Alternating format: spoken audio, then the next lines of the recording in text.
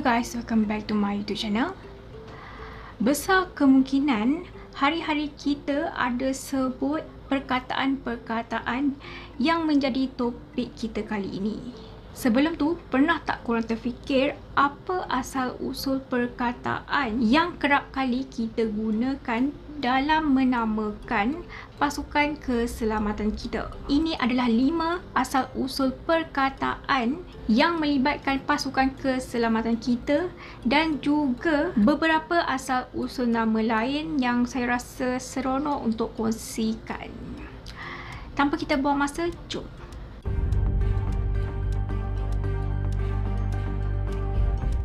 Perkataan bomba yang digunakan mewakili abang-abang yang mempertaruhkan nyawa untuk menyelamatkan mangsa kebakaran, atau mungkin juga kucing yang tersangkut di atas pokok. Dikatakan berpunca daripada perkataan bombeiros dari bahasa Portugal yang membawa maksud pasukan pemadam.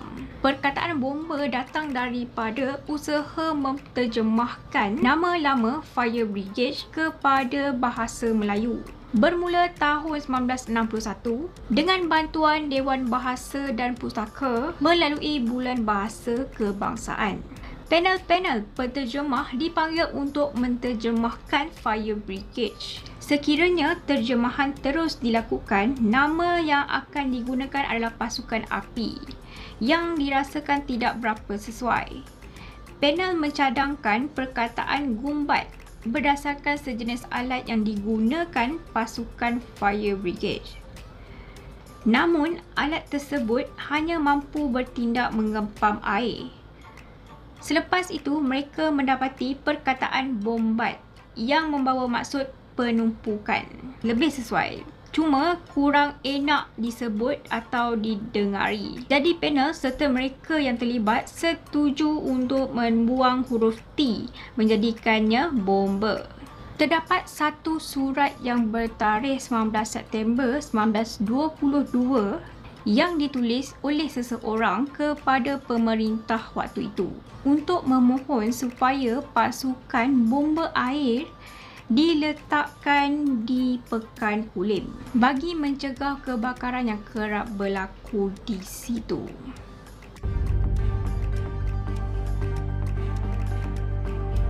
Perkataan polis datangnya daripada perkataan Greek politia yang membawa maksud sesuatu organisasi seperti kerajaan. Perkataan itu mengalami beberapa evolusi penggunaan berbeza mengikut negara dan zaman. Hanya pada tahun 1730 di Scotland, perkataan Inggeris polis digunakan untuk merujuk kepada seseorang yang diberi tugas pengawal selia undang-undang serta menjaga kesejahteraan orang ramai.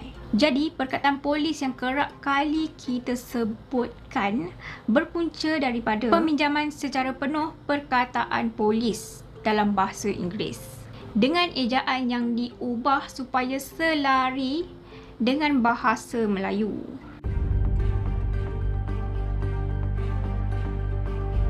Agak sukar untuk memastikan daripada mana asal usul perkataan ini. Namun, yang paling hampir dan paling logik, perkataan tentera datangnya daripada perkataan balam tentera yang sebenarnya berasal daripada perkataan bahasa Sanskrit. Perkataan tersebut membawa makna sesuatu pegangan yang menjadi prinsip atau asas, tak kiralah daripada segi etika, agama ataupun pegangan. Balam pula membawa makna kekuatan atau sesuatu kekuasaan dengan pergabungan beberapa orang individu menjadi satu kumpulan. Jadi, balam tantra membawa maksud sekumpulan individu yang mempunyai pegangan, prinsip yang sama serta percaya mereka mampu menjadi kuat selagi mereka berpegang kepada kepercayaan tersebut.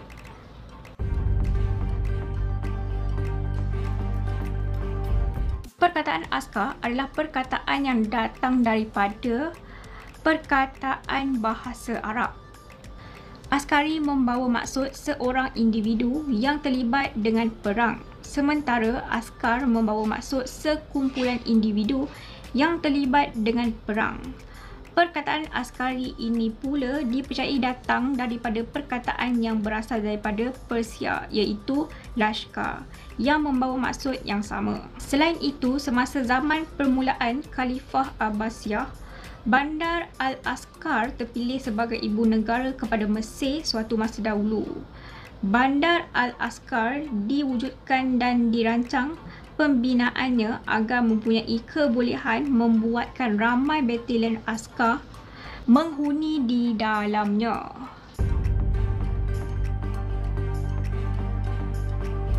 Sewaktu zaman penjajahan syarikat British Borneo Utara, satu masa dulu di negeri Sabah, terdapat satu suku bangsa yang cukup kuat menentang penjajahan mereka. Suku tersebut yang kini masih wujud di Sabah yang bernama Iranun. Suku Iranun ini cukup kerap berpindah randah dari daratan sehinggalah hidup di atas laut dengan menjadikan pesisiran pantai dan muara sungai sebagai kawasan penempatan mereka. Suku Iranun mempunyai tradisi dan warisan sejarah yang panjang serta ada bahasa mereka tersendiri. Agama Islam menjadi pegangan mereka. Ekoran kedudukan mereka tinggal di pesisir pantai. Ini membolehkan mereka mengawal laluan keluar masuk kapal pedagang asing. Bagaimanapun, kemasukan penjajah ke kawasan tersebut membuatkan berlakunya perubahan besar terhadap sistem yang telah sedia digunakan pada waktu itu. Bagi menentang penjajahan British, suku Iranun meminta tolong kepada sultan-sultan yang memerintah ketika itu.